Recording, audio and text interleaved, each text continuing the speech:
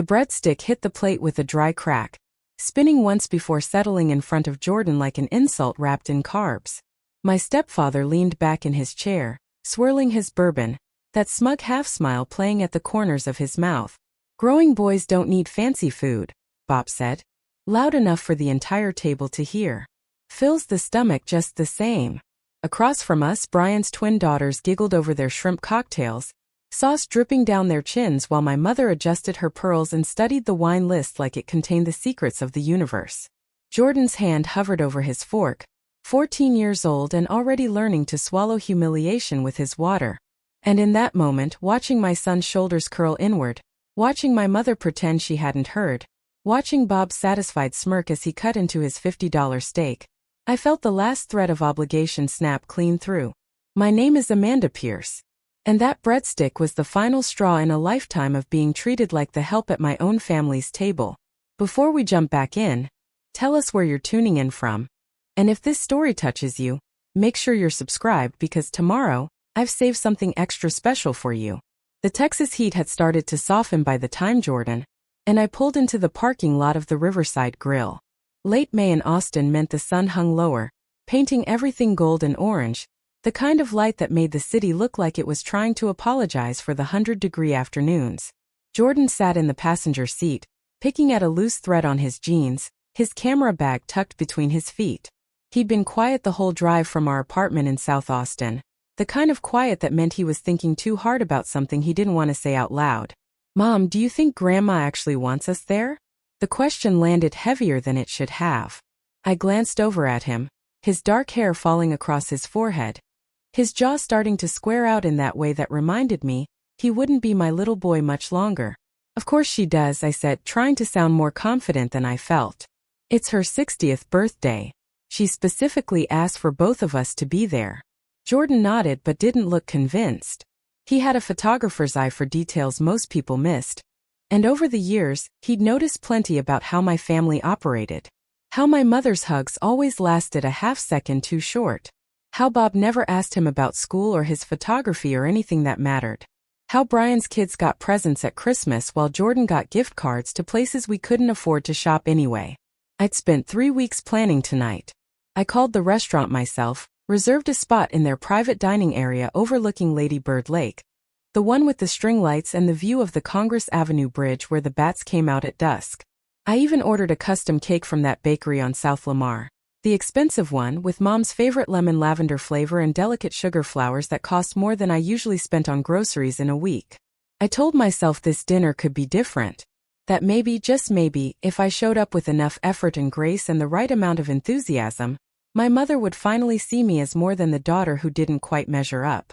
The one who'd had a baby too young, who'd divorced too quickly, who chose art over stability and rented instead of owned and drove a 10-year-old sedan that made weird noises when it rained. I wanted her to see me. Really see me. Just once. The restaurant hummed with the low buzz of conversation and clinking silverware as we walked through the main dining room.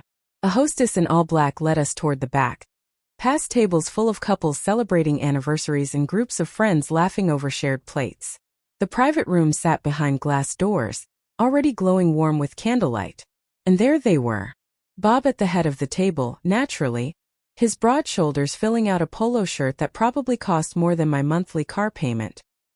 His salt and pepper hair was slicked back, his tan deep and even, the look of a man who spent his weekends on a boat he'd bought with other people's insurance premiums.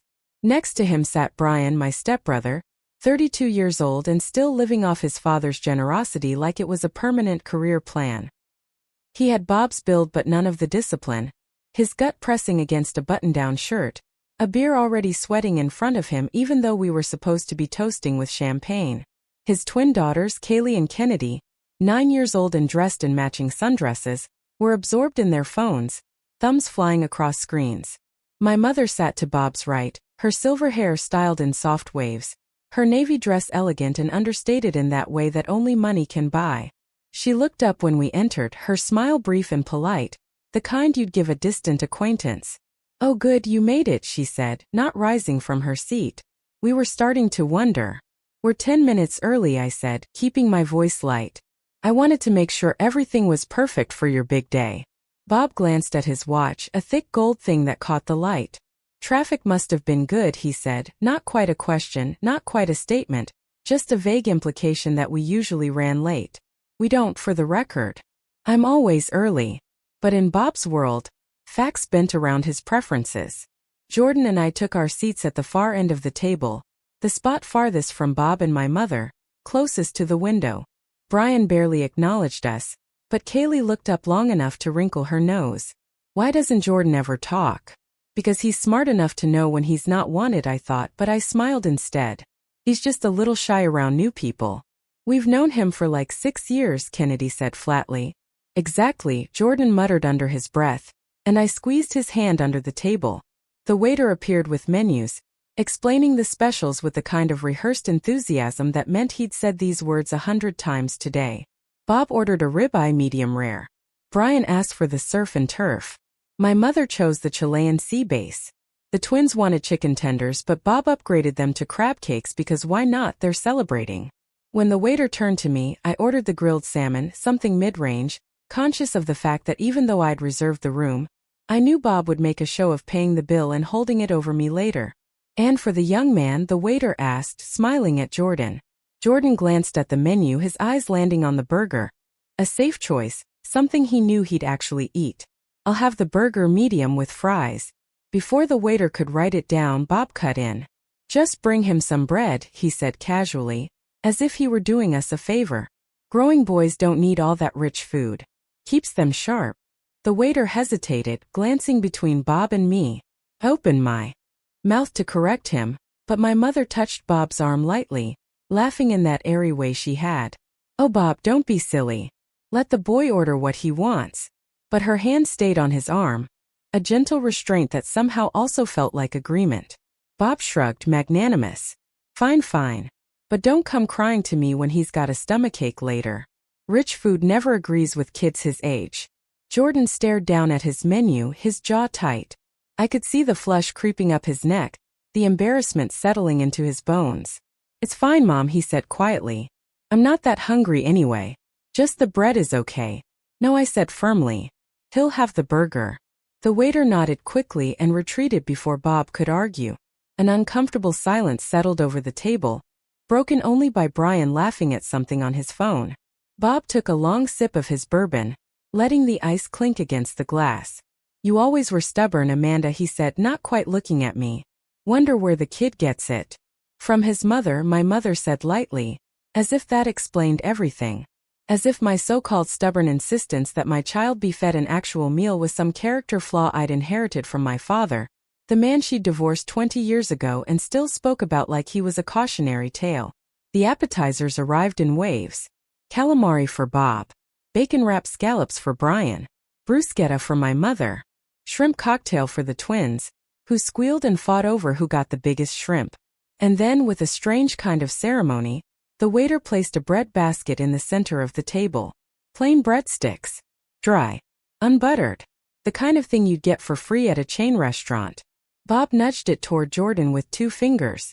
There you go, champ, he said. That'll hold you over. Brian snorted into his beer. The twins giggled. My mother folded her napkin across her lap, her eyes on her phone. Jordan reached for a breadstick, his hand trembling just slightly, and I saw it then. The exact moment my son decided he wasn't worth a real appetizer. That he should be grateful for scraps. That this was just how things were in families like ours. And something inside me didn't just crack. It shattered. I stood up so fast my chair scraped against the floor. The whole table went quiet. Excuse me, I said, my voice steady and cold. I need to speak with our waiter. I walked out of the private room, my heels clicking sharp against the tile. My heart pounding so hard I thought it might crack a rib. The waiter was near the bar, entering orders into the computer. Excuse me, I said. He turned, concerned. Is everything all right? No, I said. Preparing and narrating this story took us a lot of time, so if you are enjoying it, subscribe to our channel. It means a lot to us. Now back to the story. Said. It's not. I need you to cancel any appetizers that haven't come out yet. And I need you to bring my son the largest appetizer sampler you have. Immediately. He blinked. Of course. Anything else? Yes, I said, my voice dropping lower. When the check comes, split it. Everything my son and I ordered goes on my card. Everything else goes on Mr. Caldwell's. His eyes widened slightly, but he nodded. Understood. I walked back into that room and sat down, meeting Bob's gaze head-on. Jordan's burger is on its way, I said calmly, along with an appetizer sampler. For him. Bob's face darkened. Amanda, that's completely unnecessary. So was the breadstick, I said. But here we are. My mother's mouth opened, then closed. Brian stared at me like I just set the table on fire. The twins looked confused, glancing between their grandfather and me like they were watching a tennis match. And Jordan, my beautiful, kind, too patient son, looked at me with something I hadn't seen in a long time. Pride. The rest of the dinner crawled by in excruciating silence. When Jordan's loaded appetizer platter arrived, piled high with wings, sliders, mozzarella sticks, and jalapeno poppers, Bob's jaw clenched so hard I thought his teeth might crack. My mother picked at her sea base, her face carefully blank. Brian muttered something under his breath about spoiled kids, which was rich coming from a 32-year-old man whose father still paid his car insurance. I barely touched my salmon. I was too busy watching Jordan eat, watching him smile for the first time all night, watching him realize he didn't have to shrink himself to fit into spaces that were never meant for him. When the check came, the waiter placed 2 leather portfolios on the table. One in front of me, one in front of Bob. Bob opened his, and I watched the color drain from his face. What the hell is this? He said, his voice low and dangerous. That's your portion, I said. I'm covering mine and Jordan's. You don't get to humiliate my son, and then pretend you're doing us a favor by paying for dinner. Bob's hand slammed the table, rattling the glasses. This is completely out of line. No, I said, standing again, gathering my purse. What's out of line is treating a child like he's less than. What's out of line is making my son feel unwelcome at his own grandmother's birthday. What's out of line is you. I pulled a small gift box from my bag and set it in front of my mother. Happy birthday, Mom. I had your favorite cake delivered. It's in the car. I hope you enjoy it. Then I held out my hand to Jordan. Come on, sweetheart. Let's go home. We walked out of the Riverside Grill into the warm Texas night. The sound of the lake lapping against the shore. The city lights glittering across the water. Jordan looked up at me, his eyes bright. That was awesome, Mom. I squeezed his hand. You're worth so much more than breadsticks, kiddo. Always have been. Always will be. And as we drove away, leaving behind the wreckage of my mother's birthday dinner, I realized something. For the first time in my life, I wasn't afraid of what they thought of me. I was afraid I'd wasted so much time caring. The drive home from the Riverside Grill should have felt like a victory lap. Jordan sat beside me, still riding the high of standing up to Bob's casual cruelty, his fingers drumming against his camera bag in that restless way he had when his mind was working through something. But as the Austin skyline faded in the rearview mirror and we merged onto Mopac heading south, the adrenaline that had carried me through dinner started to curdle into something else. Dread, maybe. Or the hollow awareness that I just detonated a bomb in the middle of my family, and would soon be dealing with the fallout. My phone sat in the cup holder between us, screen dark and silent. Too silent. In my family, silence never meant peace. It meant someone was reloading. We pulled into our apartment complex just as the sun finished setting. The sky bruised purple and orange over the South Austin neighborhoods. Our building was one of those older stucco places with exterior staircases and a courtyard pool that hadn't been cleaned since March. Not fancy, but it was ours. 2 bedrooms, rent I could mostly afford, and a landlord who didn't ask questions when the check was a few days late. Jordan grabbed his camera bag and headed for the stairs while I locked the car, my heels clicking against the pavement. Inside, the apartment smelled like the vanilla candle I'd lit that morning, trying to cover the faint mustiness that came with living in a ground-floor unit in Texas humidity.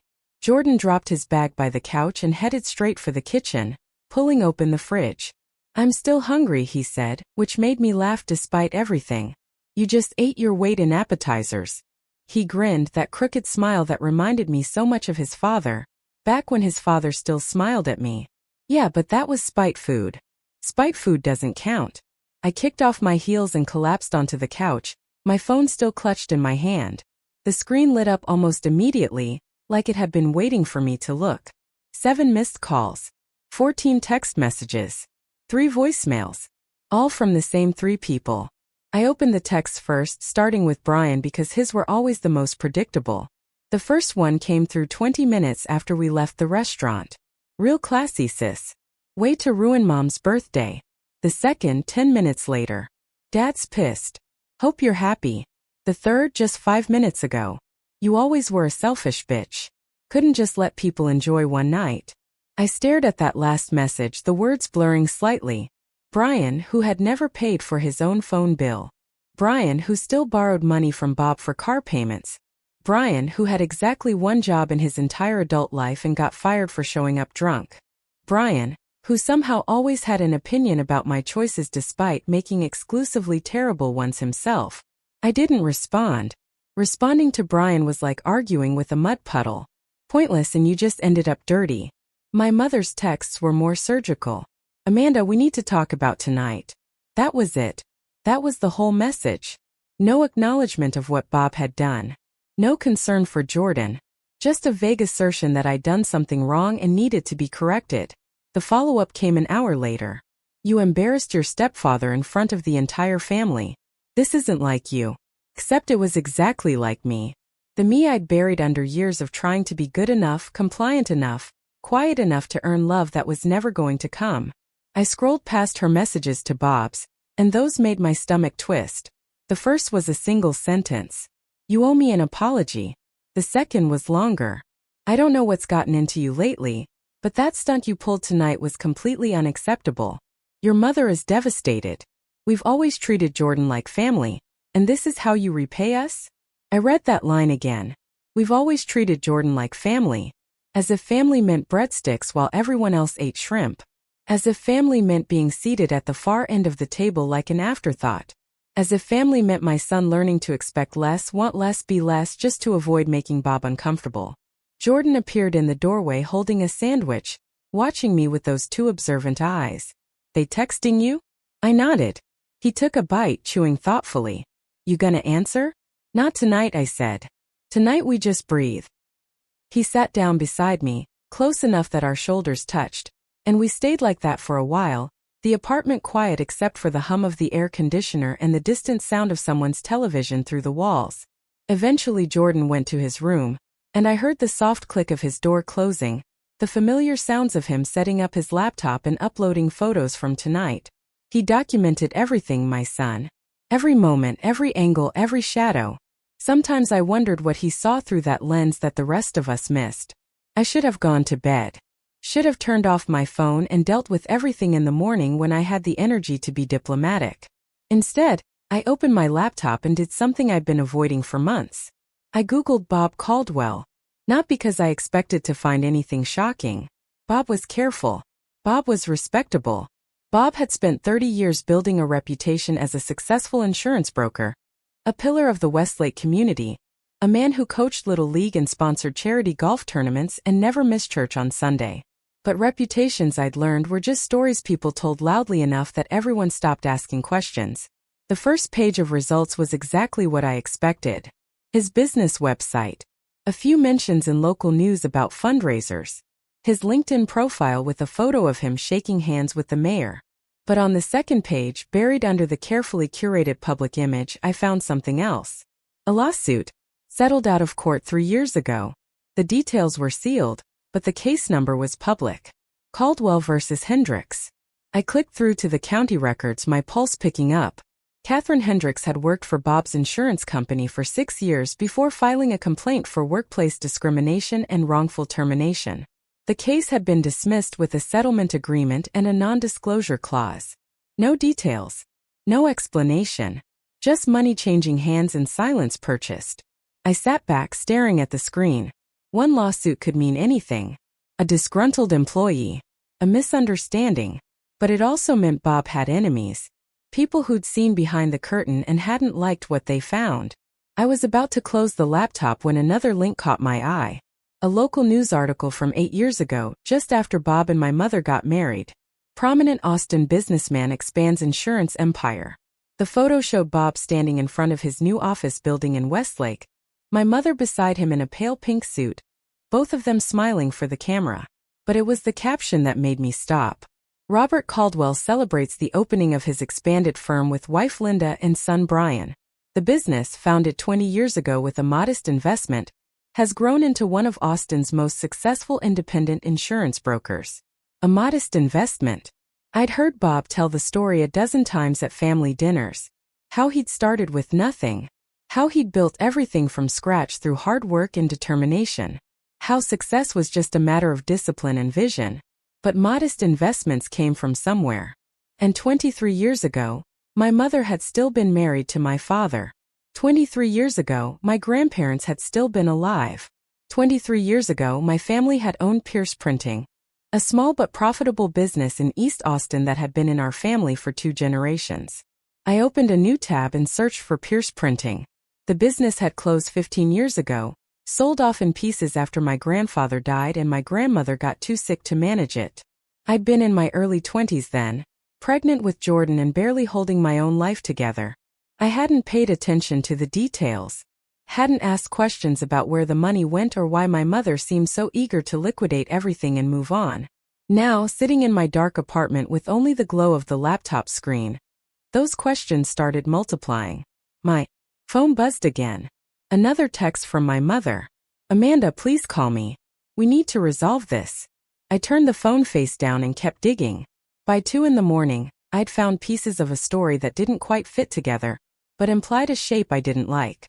My grandfather's will, filed with the county probate court. My grandmother's amended trust documents. A property transfer dated 6 months before my mother's wedding to Bob. Business dissolution papers for Pierce Printing, signed by my mother as executor of the estate. And woven through all of it Bob's name. Not prominently. Not obviously. But there, like a watermark you only saw when you held the paper up to the light. I needed the actual documents. The ones that would have been filed with the family lawyer. The ones my mother had probably boxed up and stored away, thinking no one would ever care enough to look. I knew exactly where they'd be. My mother was nothing if not organized. After my grandmother died, she'd rented a storage unit to hold all the family papers, photos, and furniture she couldn't fit in the house Bob had bought in Westlake. She'd given me a key years ago, back when she still pretended to value my input on family decisions. I'd never used it. Never had a reason to. Until now. Jordan's door opened and he shuffled out, rubbing his eyes. "Mom, it's like 2 in the morning." "I know, sweetheart. Go back to bed." He squinted at my laptop screen. "What are you doing?" "Research," I said. He nodded slowly, too smart to believe that was the whole truth but too tired to push. "You okay?" I looked at my son, 14 years old and already learning to read the spaces between what people said and what they meant. "Yeah," I said. "Think I am." He went back to his room and I closed the laptop, my mind already racing ahead to tomorrow. To the storage unit in North Austin with the roll-up door and the combination lock. To the boxes of documents my mother had packed away, thinking the past was something you could seal up and forget. But the past, I was learning, had a way of demanding attention. The past sent you breadsticks at family dinners. The past showed up in sealed lawsuits and property transfers. The past whispered that maybe the story you've been told your whole life wasn't the true one. And maybe, just maybe, it was time to find out what really happened to my family's business, my inheritance, and the modest investment that built Bob Caldwell's empire. I finally went to bed around 3, my mind still spinning through possibilities and implications. Sleep came in restless waves, punctuated by dreams of breadsticks turning into legal documents and my mother's voice saying we need to talk over and over like a broken record. When I woke up, the morning light was already harsh through the blinds, the Texas sun announcing itself with its usual lack of subtlety. My phone showed 9:30, which meant I'd overslept, which meant Jordan had probably already made himself breakfast and was currently doing whatever 14-year-olds do on Saturday mornings when their mothers are having existential crises. I found him in the living room, laptop open, surrounded by printed photos spread across the coffee table. He looked up when I appeared, still in my pajamas, my hair probably defying several laws of physics. "Morning," he said. "I made coffee." "You're my favorite child," I said. "I'm your only child." "Still my favorite." I poured myself a cup and joined him on the couch, looking at the photos he'd arranged in careful rows. They were all from last night. The restaurant. The table. My mother adjusting her pearls. Bob cutting his steak. Brian on his phone, the twins with their shrimp cocktails, and there, in the center of the arrangement, the bread basket. Jordan had captured it from multiple angles, the dry breadsticks looking even more pathetic in high resolution. In one shot, you could see Bob's hand pushing it toward Jordan's plate. In another, you could see Jordan's expression, that careful blankness that kids learn when they're trying not to cry. "Why are you printing these?" I asked carefully. Jordan shrugged, but his jaw was tight. "I document stuff. That's what I do. It helps me process." I looked at the photos again, seeing them through his eyes. This wasn't just a kid playing with his camera. This was evidence. A visual record of exactly what had happened, preserved in painful detail. "You're a brilliant photographer," I said. "And you're going to make someone very uncomfortable someday with how clearly you see things." "Good," Jordan said. He gathered the photos into a neat stack and slipped them into a folder. "I'm going to Matt's house later. We're working on a project for photography club." I nodded, grateful he had somewhere to be. Someone to hang out with who wasn't currently navigating family warfare. "Sounds good. Be home by 6? He agreed and disappeared into his room to get ready. I was finishing my second cup of coffee when my phone rang. Not a text this time. An actual call. My mother's name lit up the screen and I stared at it, watching it ring once, twice, 3 times. I could let it go to voicemail. Could pretend I was busy or hadn't heard it or was still too angry to talk. But avoiding her would only delay the inevitable, and I'd learned long ago that my mother's patience was really just another form of control. She would keep calling until I answered, and each ignored call would be added to the list of ways I disappointed her. I answered on the 4th ring. "Hello, Mom. Amanda, thank God." Her voice was strained, carrying that particular tone she used when she wanted to sound hurt rather than angry. "I've been trying to reach you since last night." "I know," I said. "I needed some space." "Space," she repeated like it was a foreign concept. "Amanda, what you did last night was inexcusable. You humiliated Bob in front of the entire family. You made a scene at my birthday dinner. You upset the girls. And you left without even giving me my cake." I took a breath, counting to 5 the way my therapist had taught me back when I could afford therapy. "Mom, Bob gave Jordan a breadstick while everyone else had appetizers. He treated my son like he wasn't worth feeding. That's inexcusable." "Oh, Amanda, that's not what happened at all. You're being so dramatic. Bob was just trying to be helpful. He knows teenage boys have sensitive stomachs and he didn't want Jordan to feel sick. By giving him dry bread? By singling him out in front of everyone? By making it clear he's less important than Brian's kids? You're twisting everything," she said, her voice tightening. "Bob has always been nothing but generous with you and Jordan. He let you move back to Austin when you had nowhere else to go. He's helped with Jordan's school expenses. He's tried to be a father figure even though you make it impossible." I repeated. "He let me move back to my hometown. How generous.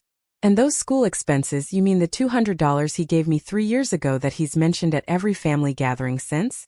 That generous contribution he holds over my head like I owe him my firstborn?"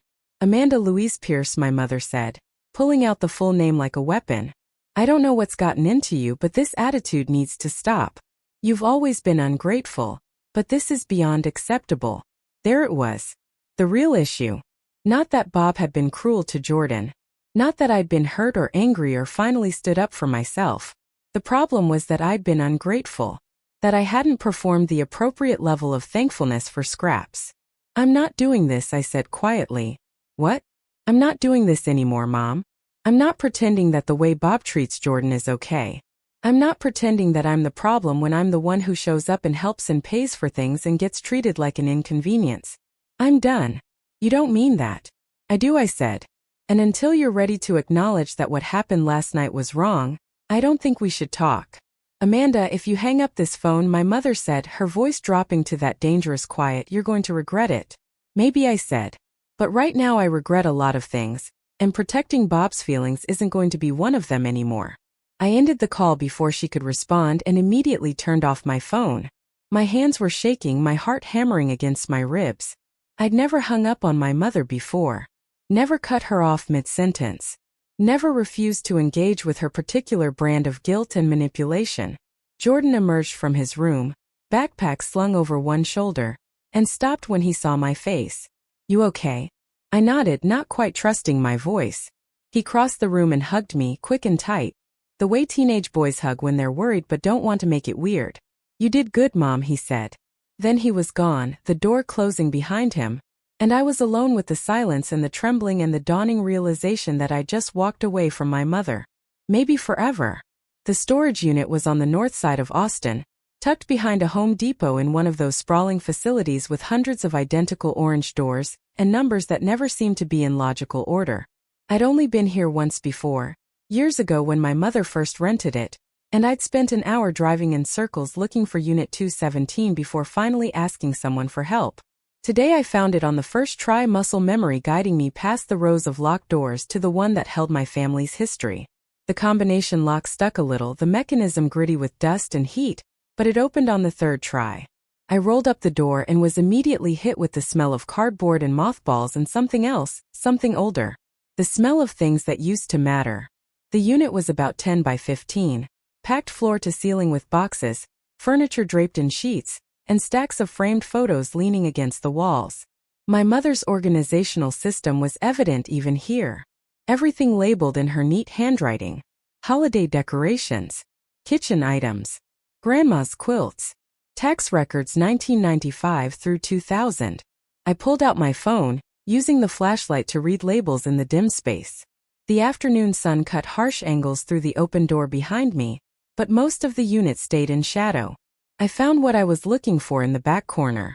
5 boxes labeled estate documents and family business records. They were heavy, packed tight, and covered in a layer of dust that suggested no one had touched them in years. I dragged the first box into the light and sat down on the concrete floor, not caring about the dust or the heat or the fact that I was technically trespassing through my family's secrets without permission. The first box held mostly tax returns and bank statements from Pierce Printing, dating back to the early 90s. I flipped through them quickly, looking for patterns. The business had been profitable. Not wildly successful but steady. My grandfather had run it conservatively, more interested in sustainability than growth. He'd employed 6 people, printed everything from wedding invitations to business cards to local restaurant menus. Nothing fancy but honest work that paid the bills and put food on the table. The second box was more interesting. Legal documents, contracts, incorporation papers. And there, near the bottom, a manila folder marked Business Sale 1998. My heart rate picked up as I opened it. Inside were the documents from when my grandfather had brought on a partner, someone to help manage the business while he dealt with my grandmother's declining health. The partner's name was listed on every page. Robert James Caldwell. I stared at the name, trying to reconcile what I was reading with what I'd been told. Bob hadn't just invested in his own company. He'd invested in ours. Had become a partner in Pierce Printing 3 years before he married my mother. 3 years before my grandfather died, and the business mysteriously needed to be sold. I dug deeper, pulling out more folders, more documents. A partnership agreement giving Bob 30% of the company in exchange for a capital investment of $50,000. Loan documents showing Pierce Printing borrowing money from Caldwell Insurance Services at an interest rate that made my stomach turn. Promissory notes. Default notices. And finally, buried at the very bottom of the box, a sales agreement dated 6 months after my grandfather's death. Pierce Printing sold to Caldwell Holdings LLC for $150,000, roughly half of what it should have been worth according to the most recent valuation I'd found in the earlier documents. My mother's signature was on every page, neat and careful, right next to Bob's. The sunlight had shifted, throwing the storage unit into deeper shadow. I sat there surrounded by papers, trying to piece together a timeline. Bob meets my mother, probably through some business connection. Bob invests in Pierce Printing, becoming a partner. My grandfather gets sick, can't manage things as carefully. Bob's company starts loaning money to Pierce Printing at predatory rates. My grandfather dies. My grandmother is too ill to understand what's happening. My mother, who's never been good with business, signs whatever Bob puts in front of her. Pierce Printing gets sold to Bob's holding company for a fraction of its value. Bob and my mother get married 6 months later. Bob uses the assets from Pierce Printing to expand his insurance empire. And somewhere in all of that, my inheritance disappeared. I pulled out the third box, looking for my grandfather's will. It took 20 minutes of digging, but I found it. A simple document, clearly written, leaving everything to my grandmother with the stipulation that upon her death, the estate would be divided equally between my mother and me. Equal shares. That's what it said, in black and white, notarized and witnessed. But I'd never seen a penny. Never been told there was anything to inherit. Had simply assumed that medical bills and end-of-life care had eaten through whatever remained. I photographed every document, every page, every signature. My phone storage filled up and I had to delete apps to make room for more photos. This wasn't just family drama anymore. This was fraud. This was theft. This was Bob systematically dismantling my family's business and my inheritance while romancing my grieving mother. The fourth box held more recent documents. My grandmother's trust, amended multiple times in the years before her death. Each amendment gave my mother more control, more authority to make decisions. And each amendment was dated within months of major financial decisions that benefited Bob. Property transfers, asset sales, account closures. By the time my grandmother died, there was nothing left to inherit because it had all been transferred, sold, or absorbed into Bob's growing empire. All legal, all documented, all signed by my mother, who either didn't understand what she was approving or didn't care. I sat back against a box labeled Christmas dishes and laughed, the sound bitter and wrong in the dusty silence. My mother had spent my entire adult life making me feel like I was the one who couldn't get her life together. Like I was the failure who'd had a baby too young, and chosen the wrong career and couldn't afford a house in the right neighborhood. Meanwhile, she'd handed my inheritance to the man who'd systematically stripped our family business for parts. The last box held photos and I almost didn't open it. Almost figured I had enough, that I didn't need to torture myself with images of happier times. But something made me pull back the flaps and look inside. They were older photos from before Bob. My parents' wedding. My childhood birthdays. Family vacations to South Padre Island. My father, young and smiling. His arm around my mother who actually looked happy instead of carefully composed. And at the bottom a photo I'd never seen before. My grandfather in front of Pierce Printing, probably in the late 80s based on the fashion and the cars in the background. He stood proud beside the sign bearing his name, my grandmother next to him, and there in the foreground, maybe 7 or 8 years old, was my mother. She was holding a small printed invitation, showing it to the camera with a huge smile. I flipped the photo over. The back read, Linda's first solo project. So proud of our girl. June 1987. My mother had worked at Pierce Printing, had learned the business, had been proud of it once before Bob convinced her it was worthless. I slipped the photo into my pocket and started packing everything back into the boxes. But I kept out the crucial documents, the ones that told the story of how Bob Caldwell had stolen my family's legacy. Outside, the afternoon had grown thick with heat. I loaded the boxes of documents into my car, not bothering to be subtle about it. If my mother wanted to accuse me of stealing, she could try. But these were my family's papers too. My history. My inheritance. My truth. I drove home through Saturday afternoon traffic, my mind already working through what came next. I needed a lawyer. Someone who specialized in estate fraud and financial manipulation. Someone who wouldn't be impressed by Bob's reputation or intimidated by his money. And I needed to talk to my father, David Pierce, who'd been cut out of my life 20 years ago when my parents divorced. Who'd moved to Colorado and remarried and built a new life. Who I'd barely spoken to in the last decade because my mother had made it clear that maintaining a relationship with him was a betrayal of her. My father, who'd probably been asking questions about Pierce Printing's sale for years and been told to mind his own business. I pulled into my apartment complex just as Jordan was getting dropped off by Matt's mom. He waved goodbye to his friend and headed over to my car, stopping when he saw the boxes in the back seat. What's all that? History, I said. And maybe justice if we're lucky. He helped me carry everything inside, stacking boxes in the corner of my bedroom where they wouldn't be in the way but also wouldn't be forgotten. When we finished, he looked at me with that too serious expression he got when he was trying to figure out if his mom was okay or spiraling. I'm okay, I said before he could ask. I'm actually better than okay. I'm angry. And anger, it turns out, is a lot more useful than sadness. Jordan nodded slowly. So what now? Now, I said, we order pizza. And tomorrow we start building a case.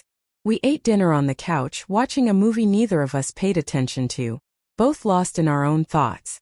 My phone stayed off, sitting on the counter like a small bomb I wasn't ready to detonate. Eventually Jordan went to bed and I sat alone in the dark, thinking about breadsticks and betrayal and all the ways family could fail you while insisting they were helping. Outside, Austin hummed with its usual Saturday night energy. Music drifting from somewhere down the street. Cars passing. The world continuing on, indifferent to the small revolutions happening in ground floor apartments.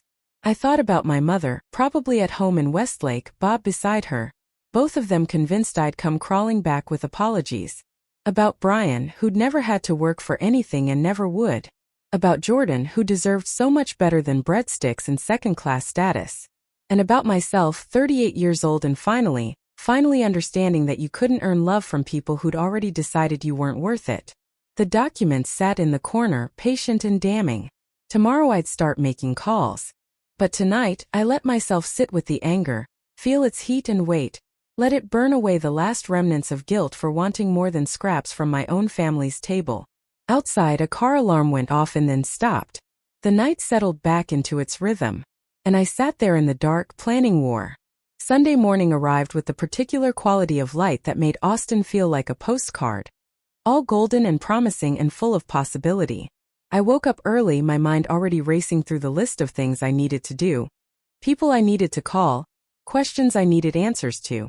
Jordan was still asleep, his door closed, the apartment quiet except for the hum of the refrigerator and the distant sound of someone's dog barking in the courtyard. I made coffee and sat at my small kitchen table with my laptop, surrounded by the documents I brought home from the storage unit. In the clear light of morning, they looked less like historical artifacts and more like ammunition.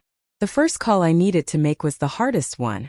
I pulled up my father's number in my phone, a contact I barely used in the last 5 years.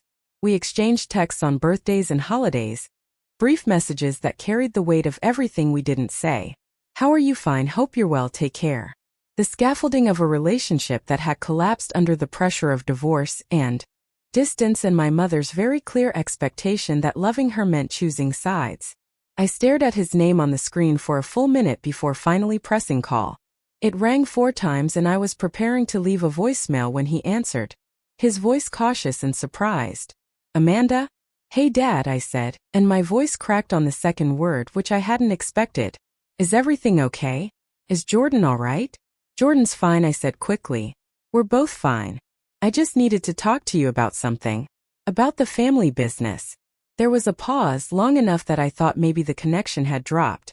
Then my father's voice came back, different now, sharper. What about it? I found the documents, I said. In Mom's storage unit. The partnership agreement with Bob. The loan documents. The sale paperwork. Everything. Another pause, and when he spoke again I could hear something in his voice I hadn't heard in years. Relief maybe, or validation. So you finally know, he said. I've been waiting 20 years for someone to ask the right questions. We talked for over an hour. My father told me things I'd never known, pieces of history that my mother had carefully edited out of the family narrative. How Bob had appeared in the picture when my parents' marriage was already struggling, offering to help with the business while my grandfather dealt with my grandmother's failing health. How the help had slowly transformed into control, with Bob inserting himself into every decision, every contract, every financial choice. How my father had tried to warn my grandfather that something felt wrong, that Bob's interest seemed less than altruistic, but by then everyone was too tired and too desperate to question a lifeline. My father had tried to fight the sale after my grandfather died, had hired a lawyer to look into whether everything was legal and above board. But my mother had already made her choice by then, already aligned herself with Bob, already convinced herself or been convinced that my father was just bitter about the divorce and trying to cause trouble. The lawyer had found irregularities, clauses in the partnership agreement that didn't quite add up, loan terms that bordered on predatory. But without my mother's cooperation, without access to all the documents, there wasn't enough to build a case. And then my parents' divorce had become final, and my mother had made it clear that my father was no longer welcome in any family business, literal or figurative. So he'd walked away, moved to Colorado, started over, and spent 2 decades wondering if he should have fought harder, Knowing that fighting would have meant dragging me into the middle of a war I was too young to understand. I asked him if he still had any of the documents from back then, anything his lawyer had compiled. He said he'd kept everything packed away in his attic, just in case someday it mattered. Just in case someday I called. Can you send me copies, I asked. Everything you have. Already scanning them, he said, and I could hear the smile in his voice. I'll email them by tonight. We talked a little longer about Jordan and his photography, about my father's life in Denver, about all the years we'd missed because it was easier to stay away than to navigate my mother's minefield of loyalties. Before we hung up, my father said something that stuck with me. Amanda, whatever you decide to do with this information, I support you. But remember that your mother believed Bob because she wanted to. She chose this. That doesn't make what he did right, but it means she's not just a victim. She's complicit. I thanked him and ended the call, sitting with those words. Complicit. Not just manipulated or deceived, but actively participating in the erasure of my inheritance, the dismantling of my grandfather's legacy, the construction of a new family narrative where Bob was the hero and anyone who questioned him was the villain. Jordan emerged from his room around 10, shuffling into the kitchen in sweatpants and a photography club t-shirt, his hair sticking up in 3 different directions. Morning, he mumbled, heading straight for the cereal cabinet. I watched him pour a bowl of the off-brand cornflakes we bought because they were cheaper, adding milk we'd stretch to last until my next paycheck.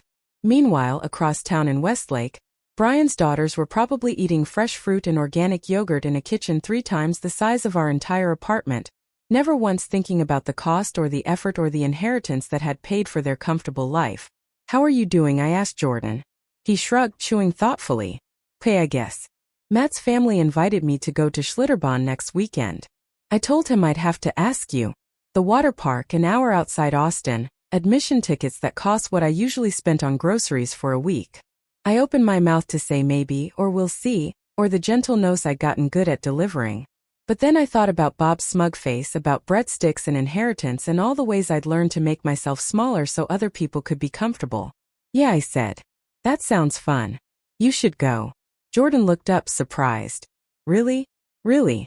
Consider it an early birthday present. He grinned, actually grinned, and went back to his cereal with renewed enthusiasm. After breakfast, I did something I'd been avoiding. I turned my phone back on. The messages came flooding in, dozens of them.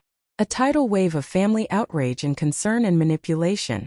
My mother had clearly rallied the troops, because suddenly cousins I hadn't heard from in years were texting to tell me how disappointed they were in my behavior, how I needed to apologize to Bob, how family was supposed to forgive and forget. Aunt Stephanie, my mother's sister, sent a long message about how Bob had always been nothing but generous and I was being childish and cruel. My mother's best friend Carol, who I barely knew, texted to say she was praying for me to find my way back to kindness. And Bob himself had sent 3 more messages, each one escalating in tone from disappointed to angry to coldly threatening. The last one, sent at 2 in the morning, read simply, "You have no idea what you've started." But he was wrong. I knew exactly what I'd started. I'd started telling the truth. I ignored all of them and instead texted my best friend Nicole, the only person in my life who'd consistently seen through my family's carefully maintained facade. "Hey, are you working today?" Her response came back immediately. "Off until Tuesday." "What's up? Can you come over? I need advice and possibly a witness in case I completely lose my mind." "On my way. Bring coffee."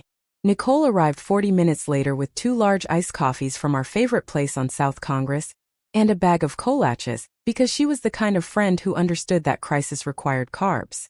She took one look at my face, at the documents spread across my kitchen table, at Jordan quietly retreating to his room to give us privacy, and said, "Okay, what did they do now?" I told her. Everything. The dinner. The breadstick. The confrontation. The storage unit. The documents. My father's revelations. Bob's threatening text. I laid it all out like evidence in a trial, and Nicole listened without interrupting, her expression shifting from sympathetic to horrified to furiously angry. When I finished, she sat back in her chair and said a word that would have gotten Jordan grounded if he'd used it. "That absolute piece of garbage," she said. "I mean, I've always known Bob was smarmy, but this is criminal. Literal fraud." "Might be," I said. "I need to talk to a lawyer." Someone who can tell me if there's enough here to actually do something or if it's too late, if whatever statute of limitations exists has already passed. Nicole pulled out her phone, scrolling through contacts. My cousin Marcus is a lawyer. Estate law. He owes me a favor because I covered his ear bill last year when he didn't have insurance. Let me text him. While she typed, I sipped my coffee and tried to organize my thoughts. Part of me still couldn't quite believe what I'd discovered. Couldn't reconcile the documents with the family narrative I'd been fed my entire adult life. But another part of me, the part that had watched Jordan reach for a breadstick while his cousins ate shrimp, that part knew every word was true. Nicole's phone buzzed. Marcus says he can meet with you tomorrow afternoon. His office is downtown. I'll text you the address. Thank you, I said, and meant it for more than just the lawyer connection. For being here. For believing me. For not telling me to just let it go and keep the peace. Nicole reached across the table and squeezed my hand. Amanda, you've spent your whole life keeping the peace. Look where it got you. Sometimes the only way forward is through the fire. She left around noon, taking the empty coffee cups and leaving me with a sense that maybe, possibly, I wasn't crazy. That what I'd found actually mattered. That standing up at that dinner hadn't been an overreaction but the first step toward something larger. The rest of Sunday passed in a strange limbo. Jordan and I went to the grocery store. A normal activity that felt surreal given everything else. We walked through the fluorescent-lit aisles, comparing prices and checking what was on sale. The mundane mathematics of stretching a budget. I found myself doing the math differently this time, though. Not just what can we afford, but what was taken from us. What Jordan should have inherited. What his life might have looked like if Bob hadn't systematically stripped away his grandfather's legacy. We made spaghetti for dinner, nothing fancy, just pasta and sauce from a jar and garlic bread from the frozen section. We ate on the couch watching a nature documentary, Jordan providing running commentary about camera angles and lighting choices. It was peaceful. Normal. The kind of evening I'd built our life around, small and quiet in hours. My phone buzzed with another message from my mother. Amanda, this has gone on long enough. We need to talk face to face. Come to the house tomorrow evening. 6 o'clock. Don't bring Jordan. This is between adults. I read it twice, analyzing the word choices. The imperative tone. The assumption that I'd simply comply. The instruction not to bring my son. As if he were the problem rather than a witness to their behavior. I typed and deleted 3 different responses before finally settling on. I'm not coming to your house. If you want to talk, we can meet somewhere public. Neutral ground. The response came back within seconds. Fine. Magnolia Cafe. 6:30. I knew the place she meant, the location on Lake Austin Boulevard. Far enough from both our neighborhoods to feel neutral but close enough that neither of us had an excuse not to show. I agreed, then immediately texted Nicole. Meeting my mom tomorrow night at Magnolia. Can you be on standby in case I need an emergency exit? She sent back a gif of a soldier saluting and the message, I'll be in the parking lot. Say the word and I'll fake a medical emergency. That night I couldn't sleep. I lay in bed staring at the ceiling, listening to the sounds of the apartment complex settling into night. Someone's television murmuring through the walls. A car door slamming. The distant wail of a siren heading down Lamar Boulevard. I thought about my grandfather, who I barely remembered except in fragments. The smell of ink and paper. His laugh deep and booming. The way he'd let me play in the print shop after hours, teaching me how to line up letters on the old press, how to check for smudges, how to take pride in work well done. He'd built something. Not something huge or flashy or impressive by Austin's current standards, but something real. Something that employed people and served the community and carried his name. And Bob had taken it apart like a vulture picking at a carcass, all while convincing my mother he was helping. Monday morning arrived gray and humid, the kind of weather that promised afternoon thunderstorms. I dropped Jordan at school and headed to my own work, trying to focus on the freelance design projects I had due. But my mind kept drifting to the documents, to the meeting with the lawyer that afternoon, to the confrontation with my mother that evening. Around 11, my phone rang with an unknown number. I almost didn't answer, assuming it was spam, but something made me pick up. Amanda Pierce? A woman's voice asked. This is Catherine Hendricks. I'm sorry to call out of the blue, but your name came up in a search alert I have set up for Robert Caldwell. I sat up straighter, my pulse quickening. Catherine Hendricks. The woman who'd sued Bob 3 years ago. How did you get my number? Your friend Nicole gave it to me. She reached out to my cousin who works at Del Seaton. And well, the medical community in Austin is smaller than you'd think. I have information about Bob Caldwell that you might find useful. And I'd really like to talk to someone who might actually believe me. We agreed to meet for coffee that afternoon, before my appointment with the lawyer. She suggested a place in Hyde Park, quiet and away from downtown where we were less likely to run into anyone we knew. I got there early and ordered a tea I didn't really want, sitting at a table in the back corner where I could see the door. Catherine arrived right on time, a woman in her mid-50s with short gray hair and sharp eyes. She ordered nothing, just sat down across from me and said, "So you're finally asking questions about Bob? Took long enough." For the next hour, Catherine told me her story. How she'd worked for Caldwell Insurance for 6 years, starting as a claims processor, and working her way up to senior account manager. How she'd noticed irregularities in how Bob handled certain claims, particularly ones involving older clients or complicated estates.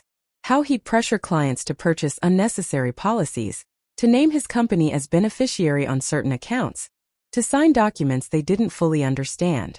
When she'd raised concerns, internally, she'd been told to mind her own business. When she'd persisted, she'd been demoted. And when she'd started documenting everything, she'd been fired for supposed performance issues that had never existed before she became inconvenient. She'd sued, and Bob had settled quickly, throwing money at the problem along with an NDA that prevented her from publicly discussing anything about her employment or the reasons for her termination. But NDAs, Catherine said, leaning forward, don't prevent me from discussing general patterns of behavior. They don't prevent me from suggesting that someone else look into Bob's business practices. And they don't prevent me from mentioning that I kept copies of certain documents that I really shouldn't have kept. Just in case. Do you still have them? I asked. She smiled, thin and satisfied. Let's just say that if you end up in a legal situation where you need evidence of a pattern of fraudulent behavior, I might be able to point you towards some very interesting insurance claims from the late 90s. Claims involving elderly clients who suddenly needed to restructure their estates. Claims that just happened to benefit Caldwell Holdings. She slid a business card across the table. That's my personal cell. If you decide to do something about Bob, call me. I'll help however I can. After Catherine left, I sat in the coffee shop for another 20 minutes, trying to process everything. Bob wasn't just a man who'd taken advantage of one vulnerable situation. He was a predator with a pattern. Someone who'd built his entire empire on exploiting people who trusted him. And my mother had married him anyway. Had either not seen it or not cared. Had prioritized her own security over the truth. The lawyer's office was in a converted house near downtown. The kind of place that managed to feel both professional and approachable. Marcus Chun turned out to be younger than I expected, maybe 40, with an easy smile that made me relax slightly. Nicole had briefed him on the basics so I didn't have to start from scratch. I spread the documents across his conference table and watched him work through them methodically, occasionally making notes, his expression growing more serious as he read. After about 30 minutes he sat back and looked at me. "This is ugly," he said. "Potentially criminal, definitely unethical, and absolutely grounds for a civil case. The question is whether the statute of limitations has expired, and whether we can prove your mother wasn't acting in her own best interest when she signed these agreements. She was the executor of the estate. She had the legal authority to make these decisions. Even if they were bad decisions, unless we can prove she was being coerced or was mentally incompetent at the time, which seems unlikely given how carefully everything was documented." He flipped through more pages. "But there might be another angle. If we can prove that Bob engaged in fraud, that he misrepresented the value of the business or concealed material facts during the sale, that might give us an opening.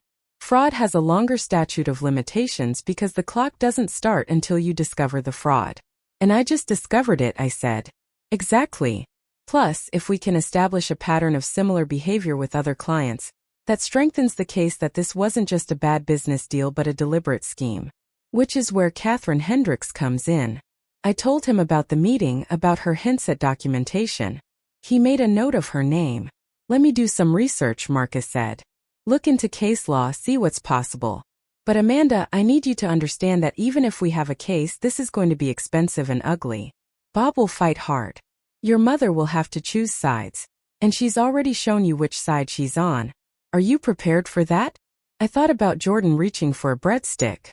About years of being told I was too sensitive, too demanding, too ungrateful. About the life my son could have had if his inheritance hadn't been stolen. Yes, I said. I'm prepared. Marcus nodded. Then let's build a case. I left his office feeling both energized and terrified. The way you feel standing at the edge of something you can't come back from. The meeting with my mother was in 2 hours. I drove home to change, choosing my outfit carefully. Nothing too casual, nothing too formal. I wanted to look put together, unbothered, like someone who hadn't spent the last 48 hours unearthing family secrets and planning legal warfare. Jordan was home from school, doing homework at the kitchen table. Where are you going? He asked, looking up from his math textbook. Meeting your grandmother, I said. Just to talk. His expression closed off the way it always did when my mother came up. Want me to come? No, sweetheart. This is something I need to handle alone. But thank you for offering. He nodded and went back to his homework, but I could feel his worry following me as I grabbed my purse and keys. Nicole texted as I was walking to my car. In position. Parked on the street with a clear view of the entrance. You got this. The drive to Magnolia Cafe took 20 minutes through late afternoon traffic. The restaurant sat in a strip mall, its neon sign visible from the street, the parking lot already filling up with the early dinner crowd. I found a spot near the back and sat in my car for a moment, breathing, centering myself, remembering what my therapist used to say about staying grounded in difficult conversations. You don't have to defend yourself. You don't have to make them understand. You just have to tell your truth and let them react however they're going to react. My mother's silver Lexus pulled into the lot right at 6:30, parking in a spot near the entrance where everyone could see. She got out wearing cream-colored slacks and a silk blouse, her hair perfect, her sunglasses expensive. She looked exactly like what she was. A woman who'd married well and never had to worry about money again. I got out of my car and walked toward the entrance, meeting her at the door. We didn't hug, didn't touch, just acknowledged each other with slight nods and went inside. The hostess seated us at a booth in the back, away from the windows. My mother ordered hot tea. I ordered water. We sat across from each other, the table between us feeling like a demilitarized zone. Well, my mother said, folding her hands on the table. Are you ready to apologize? For what, exactly? For your behavior at my birthday dinner. For the scene you caused. For refusing to answer my calls. For whatever's gotten into you lately that's made you forget how families are supposed to treat each other. I took a breath, keeping my voice steady. Mom, I found the documents. From the storage unit. About Pierce Printing and Bob's partnership and the sale. The color drained from her face just slightly. Just enough that I knew she understood exactly what I was talking about. Those are private family papers, she said, her voice tight. You had no right. I had every right. They're my family too. My inheritance that somehow disappeared. My grandfather's business that somehow ended up in Bob's portfolio. She looked away, her jaw clenched. You don't understand the situation. Your grandfather was dying. Your grandmother couldn't manage things. We needed help. So Bob helped himself to half the value of the business? Mom, I've seen the valuation documents. I know what Pierce Printing was worth when it sold and what Bob paid for it. That wasn't help. That was theft. Lower your voice, my mother hissed, glancing around to see if anyone was listening. This is exactly what I'm talking about.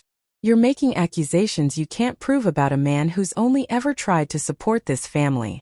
I pulled out my phone, opening the photos I'd taken of the documents. I can prove it, I said quietly. I have the partnership agreement showing the terms, the loan documents showing the interest rates, the sale agreement showing the price. And I have a lawyer who says there might be grounds for a fraud case. My mother's face went from pale to flushed, spots of color appearing on her cheeks. You're going to sue Bob? You're going to drag your own family through court over business decisions that happened decades ago? That's what it takes to get answers, yes. She laughed, sharp and bitter. You always were dramatic, Amanda. Just like your father. Always seeing conspiracy where there was just people trying to survive. This isn't about drama, Mom. This is about you signing away my inheritance. About Bob manipulating a grieving woman to get control of her husband's business. About you choosing his money over your own daughter's future. I chose stability, my mother said coldly. I chose security after years of struggling with your father. I chose a man who could provide for me instead of a man who could barely keep a printing business afloat. Bob saved me. Saved us. And you've been ungrateful ever since. There it was. The truth she'd been dancing around for years. She hadn't been manipulated. She'd been complicit. Had known exactly what she was doing when she signed those papers, when she let Bob dismantle my grandfather's legacy. Had chosen comfort over integrity and convinced herself it was the right choice. And what about me, I asked, my voice cracking despite my efforts to stay calm. What about my share of the inheritance? What about Jordan's future? You got to make choices, Mom. When do I get that same opportunity? You had choices, she said. You chose to have a baby at 23. You chose to divorce Jordan's father. You chose to work in a field that doesn't pay well instead of getting a real job. You've made nothing but poor choices your entire adult life. And now you want to blame Bob for the consequences. The words landed like slaps, each one calculated to hit where I was most vulnerable. And in that moment, I understood that this wasn't going to end in understanding or reconciliation, or her suddenly seeing the light and admitting fault. This was who she was. Who she'd always been. Someone who measured love in terms of compliance, and saw her daughter's independence as a personal affront. I stood up, leaving money on the table for my water I hadn't touched. I'm done, I said. Done trying to earn your approval. Done pretending that Bob is anything other than what he is. Done letting you make me feel like wanting basic fairness is asking too much. Amanda, sit down, my mother said, her voice sharp with authority. We're not finished. Yes, I said. We are. I walked out of Magnolia Cafe into the parking lot, where the sky had opened up with the promised afternoon storm, rain coming down in sheets. I didn't run to my car. Just walked through it, letting the water soak my hair and clothes, letting it wash away whatever remained of the daughter who'd kept trying to win her mother's love. Nicole's car pulled up beside me, window rolling down. Get in, she yelled over the rain. I got in, dripping water all over her passenger seat. She handed me a towel from her gym bag and didn't ask questions, just drove, the wipers beating against the windshield, the storm making the world outside soft and blurred. After a few blocks, she said, "Where to?" "Home," I said. "I need to be with Jordan." She nodded and turned the car south, toward the apartment complex where my son was waiting, where the life I'd built waited, small and imperfect but honestly mine. We pulled into the parking lot and Nicole turned to me. "You okay?" I thought about it, really thought about it. "No," I said. "But I will be." That night, after Nicole left and Jordan was in bed and the storm had passed, I sat on my small balcony watching the clouds clear to reveal stars. My phone buzzed with a message from an unknown number. The text read, "This is your last warning. Drop this or face the consequences. Bob." I screenshotted the message and forwarded it to Marcus the lawyer. Then I typed a response. "See you in court." Tomorrow I'd call Catherine and get those documents. Tomorrow I'd ask my father to send everything his lawyer had compiled years ago. Tomorrow I'd start building the case that would either vindicate me or destroy what little remained of my family relationships. But tonight, I just sat in the dark and breathed, listening to Austin settle into night around me, feeling something I hadn't felt in years. Not happiness, not peace, but purpose. The kind that comes from finally choosing yourself. The weeks that followed the confrontation at Magnolia Cafe felt like living in two timelines simultaneously. In one timeline, life continued with its normal rhythms. Jordan went to school, took photos, hung out with Matt. I worked on design projects, paid bills, grocery shopped. We watched movies on Friday nights and did laundry on Sundays and existed in the small comfortable routines we'd built together. But in the other timeline, the one that hummed beneath the surface of everything, I was building a case against my stepfather and preparing for a legal battle that would either reclaim what was stolen or confirm that some injustices were too old to fix. Marcus called 3 days after our initial meeting with news that the statute of limitations situation was more complicated than he'd hoped but not impossible. Texas law gave us 4 years from the date we discovered the fraud, which meant we had a window. But we'd need to prove not just that the sale was unfair, but that Bob had actively concealed material facts or misrepresented the business's value. That's where Catherine Hendricks became crucial. She met me at a park near Zilker on a Wednesday afternoon. carrying a messenger bag that she handled like it contained nuclear codes. We sat at a picnic table under a massive live oak, the spring air thick with pollen and the sound of kids playing on the nearby playground. Catherine pulled out a folder, but before handing it over she looked at me seriously. What I'm giving you, I got through means that weren't exactly legal when I left the company. I made copies of files I shouldn't have had access to. If this goes to court, my methods will be questioned. I need to know you're really committed to this, that you're not going to back down when Bob starts playing dirty. I thought about Jordan's face at that dinner table, about the breadstick, about all the years of being made to feel like I was asking for too much when I was really just asking for basic dignity. I'm committed, I said. She nodded and slid the folder across the weathered wood. Inside were copies of insurance claims dating back to the late 90s and early 2000s. Elderly clients whose policies had been restructured shortly before they died. Estate settlements that somehow benefited Caldwell Holdings more than the named beneficiaries.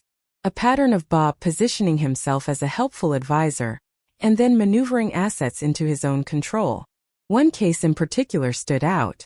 A widow named Margaret Torres who'd come to Bob after her husband died in 2001. She'd had a life insurance policy worth $300,000 and Bob had convinced her to invest it in what he called a guaranteed growth account that would provide income for her retirement. The account was managed by a subsidiary of Caldwell Holdings. When Margaret died 6 years later, her children discovered that most of the money had been eaten up by management fees, and the remaining balance went to paying off loans she'd supposedly taken against the account. Loans she'd never understood she was taking.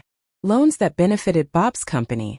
The children had threatened to sue but settled quietly when Bob offered them $50,000 and promised the whole thing had been a misunderstanding. Catherine had included their contact information. They might be willing to testify, she said, if it meant finally holding Bob accountable. I photographed every page, then handed the originals back. Catherine shook her head. Keep them. I've got copies of copies. And Amanda, be careful. Bob's gotten away with this for decades because he's good at making problems disappear. Don't underestimate him. I promised I wouldn't and we parted ways, her warning echoing in my head as I drove home. That night I called the Torres children, now adults in their 40s living in San Antonio. The daughter, Patricia, answered with immediate suspicion when I explained who I was and why I was calling. After all these years, she said, her voice tight with old anger, someone's finally asking questions about Bob Caldwell? We tried to tell people back then that something was wrong. Our lawyer said we didn't have enough evidence to win. That Mom had signed all the paperwork. That it would cost more to fight than we'd ever recover. I told her about my situation, about Pierce Printing and the inheritance that had disappeared and the pattern that seemed to follow Bob wherever he went. Patricia was quiet for a long moment. Then she said, my mother trusted him. She was lonely after Dad died and Bob was so charming, so helpful. He made her feel taken care of. And he robbed her blind while smiling to her face. If there's a way to make sure he doesn't do this to anyone else, if there's something we can do to help, we're in. I added their names to the growing list of people who might testify if this went to trial. The list was getting longer. Catherine, Patricia Torres, and her brother Miguel. My father, who could speak to the circumstances around the original partnership. Jordan, who could testify about the pattern of favoritism and mistreatment. And potentially others, people whose names appeared in the documents Catherine had provided, victims who might still be angry enough to speak up. Marcus filed preliminary paperwork in late June, requesting access to more detailed financial records from the Pierce Printing sale and from Caldwell Holdings' business practices during that period. Bob's lawyers responded within 48 hours with a motion to dismiss, claiming the case had no merit and was simply a disgruntled family member trying to relitigate old business decisions. The motion to dismiss hearing was scheduled for mid-July in Travis County Courthouse downtown. I took the morning off work, dressed in the most professional outfit I owned, and met Marcus in the hallway outside the courtroom. Bob was already there with his legal team, 3 lawyers in expensive suits who looked like they ate small civil cases for breakfast. Bob himself wore a navy suit and an expression of supreme confidence, the look of a man who'd never lost anything that mattered. My mother stood beside him, her hand on his arm, her face carefully neutral. She wouldn't look at me. Brian was there too, lurking near the vending machines, his presence more about support for his father than any actual interest in legal proceedings. The judge was a woman in her 60s named Sandra Morales, with sharp eyes and a reputation for not tolerating nonsense. She reviewed the preliminary filings, asked some clarifying questions, and then looked at Bob's lawyers. "You're asking me to dismiss a case involving potential estate fraud before any discovery has occurred? That seems premature." "Your Honor," Bob's lead attorney said smoothly, "this is clearly a case of buyer's remorse decades after the fact. Miss Pierce's mother was the executor of the estate and had full legal authority to sell the business. The sale was completed properly, all documents were signed, and Miss Pierce is simply unhappy that her family's business is no longer in family hands." Judge Morales turned to Marcus. "Counselor?" "Your Honor," Marcus said, standing, "we're not claiming the sale was improperly executed. We're claiming it was fraudulent from the start. That Mr. Caldwell used his position as a business partner to manipulate the terms, to undervalue the assets, and to pressure a grieving widow into accepting less than fair market value. We have evidence suggesting this wasn't an isolated incident, but part of a pattern of similar behavior with other clients. We're requesting the opportunity to conduct discovery and present that evidence." The judge looked at the documents in front of her, then at Bob, then at me. "I'm going to allow limited discovery," she said. "Mr. Caldwell, you'll need to produce financial records related to the Pierce Printing acquisition and sale. Ms. Pierce's legal team will have 60 days to review those records and determine if there's sufficient evidence to proceed. If they can establish probable cause for fraud, we'll move forward with a full trial. If not, the case is dismissed with prejudice." The gavel came down and Bob's confident expression flickered, just for a second, before resettling into place. In the hallway afterward, my mother finally approached me. She looked older somehow, the careful maintenance of her appearance not quite hiding the strain underneath. "You're really doing this," she said quietly. "Dragging our family through the courts. Making everything public." "I'm trying to recover what was stolen, Mom. There's a difference." She shook her head, her mouth tight. "You're going to lose. Bob has the best lawyers in Austin. And even if by some miracle you win, you think I'm going to thank you? You think this makes us family again?" "No," I said. "I know exactly where we stand. I just want the truth on record." She walked away without another word and I watched her go, feeling nothing but a tired sort of relief. The grief of losing her had already happened years ago, in 1,000 small moments of choosing Bob over me. This was just making it official. The discovery process was slow and frustrating. Bob's lawyers produced thousands of pages of documents, most of them irrelevant, clearly hoping to bury anything useful under a mountain of paperwork.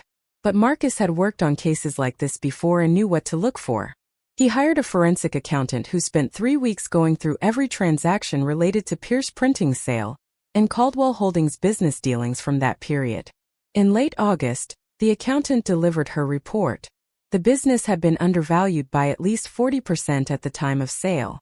Multiple assets had been quietly transferred to Caldwell Holdings before the official sale, reducing the apparent value of what was being purchased. And the loans Bob's company had made to Pierce Printing in the months before my grandfather's death carried interest rates that would have been considered usurious in any other context. Armed with this information, Marcus filed an amended complaint with additional evidence and a request to expand discovery to include Bob's other business dealings. This time, the response from Bob's lawyers was different. Less dismissive. More defensive.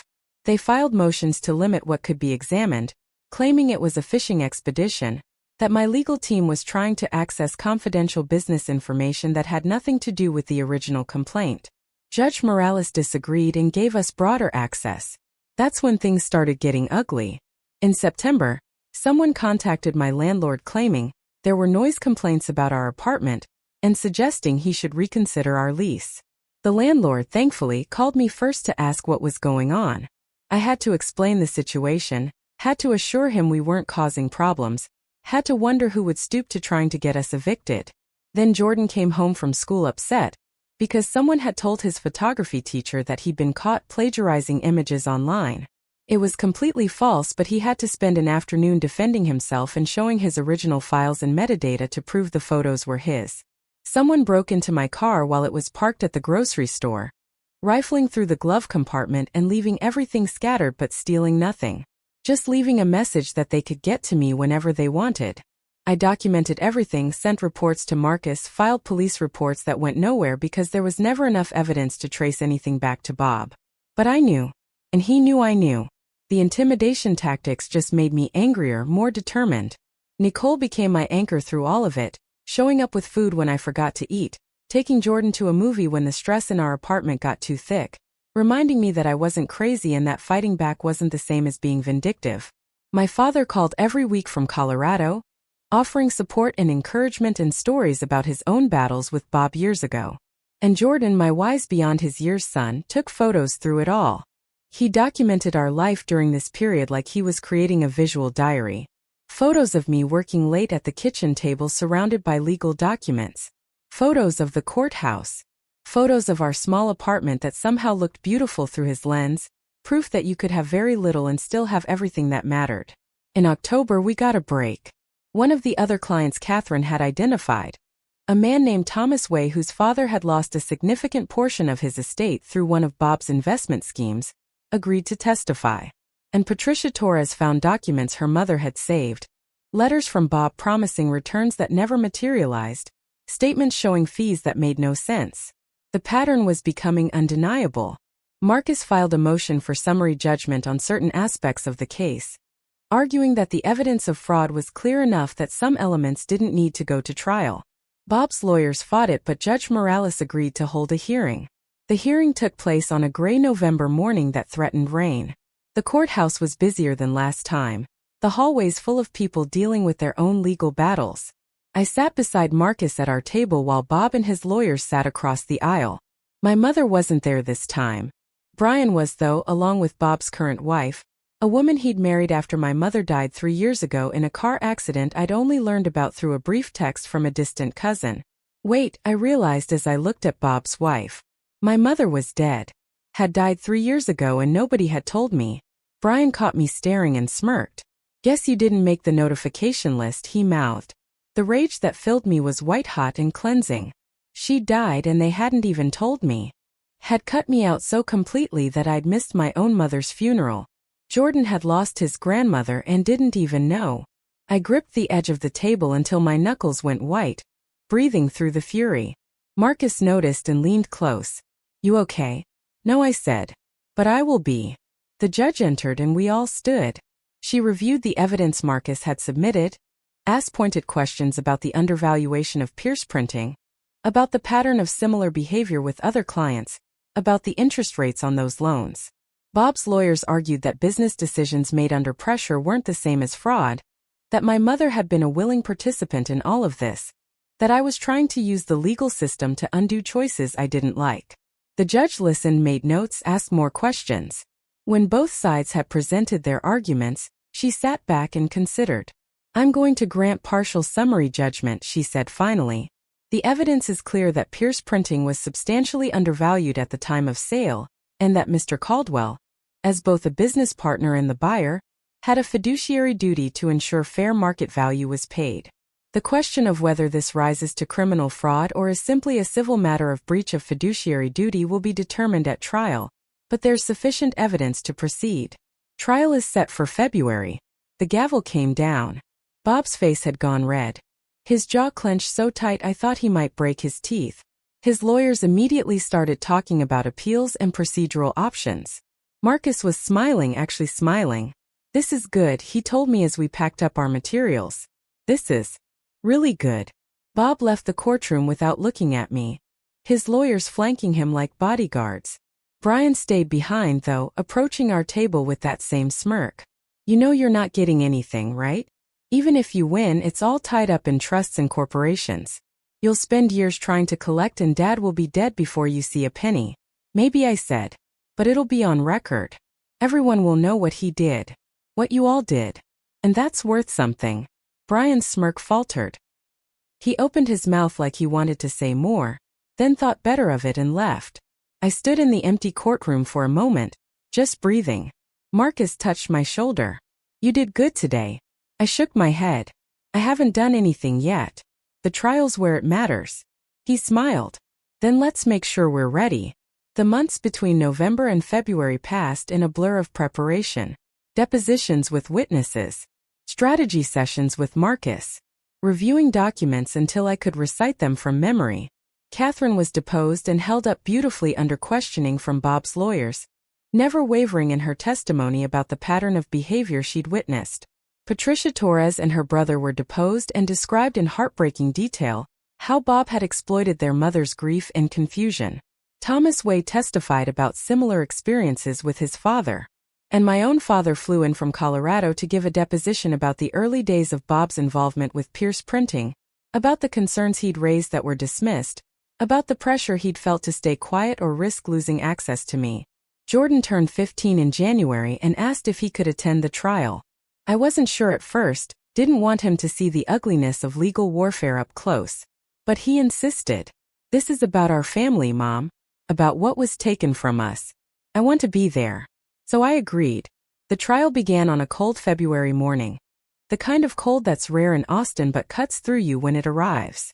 The courthouse steps were slick with frost and the sky was gray and heavy. Inside, the courtroom was warmer but felt just as cold. The wooden benches hard and unforgiving, the fluorescent lights harsh overhead. Judge Morales presided with the same sharp attention she'd shown throughout the process. The jury was made up of 12 people who looked tired already, probably wondering why they'd been called to serve on what was clearly going to be a long and complicated case. Bob sat at the defense table looking confident and wronged, the picture of a successful businessman being persecuted by an ungrateful stepdaughter. His legal team had clearly coached him well. Marcus gave our opening statement, laying out the case simply and clearly. A family business built over generations. A vulnerable widow grieving her husband. A trusted partner who exploited that vulnerability for personal gain. And a pattern of similar behavior that proved this wasn't an accident but a calculated scheme. Bob's lead attorney countered by painting me as bitter and jealous. Someone who'd made poor life choices and was now trying to blame others for my own failures. He emphasized that my mother had been a willing participant in all of these decisions, that she'd had her own lawyer review everything, that she'd been competent and clear-minded when she signed the papers. It stung, hearing my life reduced to a series of failures, but I'd prepared for this. Knew they'd try to make me the villain. The first week of trial was mostly procedural. Establishing the timeline. Introducing documents. The forensic accountant walking the jury through the undervaluation of Pierce Printing, and explaining in painstaking detail how the numbers didn't add up. It was dry and technical but necessary. Jordan sat in the gallery behind me, taking notes occasionally, his camera in his bag because photos weren't allowed in court. During breaks he'd squeeze my shoulder or bring me water, his quiet support worth more than any legal argument. The second week was when the real testimony began. Catherine took the stand and described the culture at Caldwell Insurance, the pressure to push products that benefited the company over the client, the way Bob had reacted when she'd raised concerns. Bob's lawyers tried to discredit her, bringing up the NDA, suggesting she was lying for revenge. But she held firm, her testimony measured and credible. Patricia Torres cried on the stand describing her mother's decline, how confused she'd been about the accounts and the loans, how Bob had assured them everything was fine right up until Margaret died and they discovered the money was gone. The jury paid close attention to her. You could see it registering the human cost of Bob's actions. My father testified on a Thursday, describing Bob's initial involvement with Pierce Printing and the concerns that had gone ignored.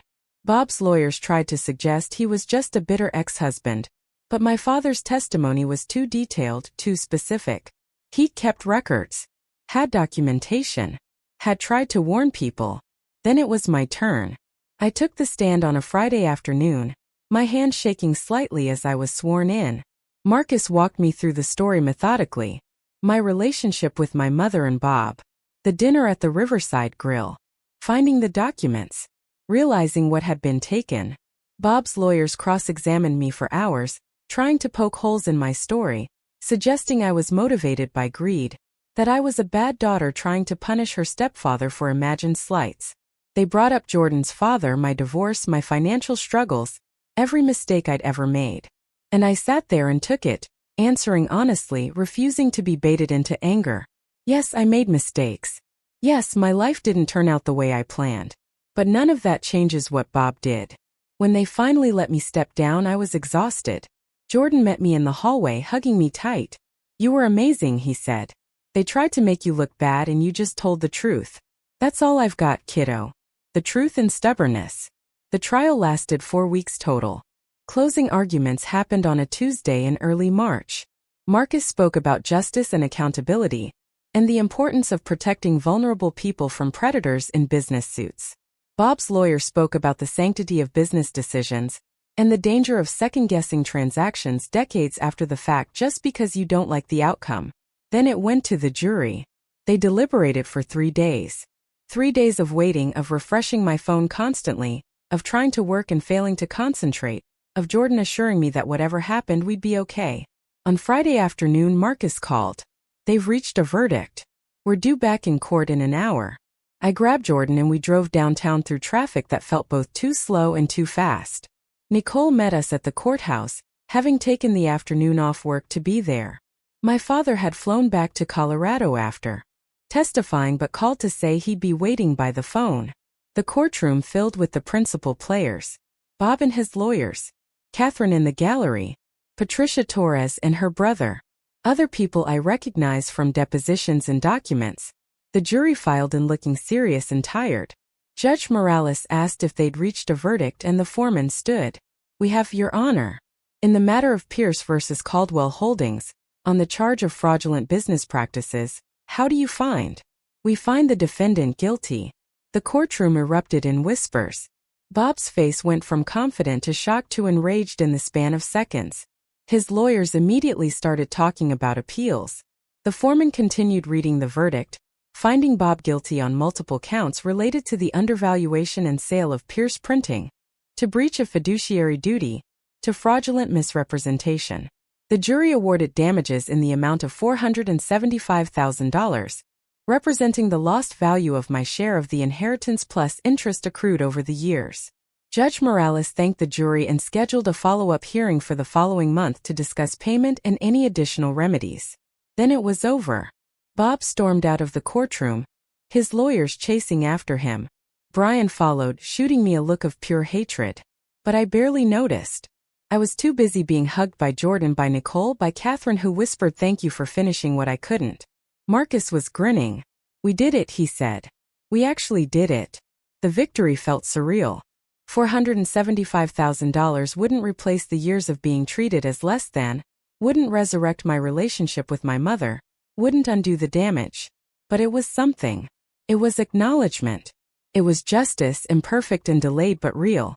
That night, Jordan and I went to Matt's house where they'd organized a small celebration. Nicole brought barbecue. My father called from Colorado and we all crowded around my phone speaker, while he told embarrassing stories from my childhood, and toasted to stubbornness being a virtue. It was simple and perfect and exactly what we needed. Over the following weeks, Bob's lawyers filed appeals but Judge Morales stood firm on the verdict. The damages were upheld. Bob was ordered to pay within 90 days or face additional penalties. He paid, finally, through several corporate accounts, the money appearing in my account on a Tuesday morning in May. I stared at the balance on my phone screen, the largest number I'd ever seen attached to my name. Jordan looked over my shoulder and whistled. That's a lot of zeros. It is, I said. And you know what it means? What? It means you're going to college without loans. It means we can move to a better apartment with actual working air conditioning. It means I can finally fix the car without holding my breath. It means we won. We moved in June to a 2-bedroom place in South Austin with a balcony and a view of the Greenbelt. Nothing fancy but ours, paid for with money that should have been mine all along. Jordan set up his photography equipment in the 2nd bedroom, turning it into a proper studio. I started taking on better freelance projects, the kind I'd been turning down because they didn't pay enough to justify the time. The kind I actually wanted to do. Nicole helped us move, naturally, and brought champagne to Kristen, the new place. We sat on the balcony that first night, watching the sun set over the trees, the Austin skyline visible in the distance. Catherine stopped by with a housewarming gift, a framed print of the Austin skyline at night. She hugged me at the door. You did something important, she said. Not just for yourself. For everyone Bob hurt. You made it matter. A few weeks later, I got a letter from Patricia Torres. Her family had filed their own case against Bob using similar evidence. Bob's lawyers were scrambling. His reputation crumbling.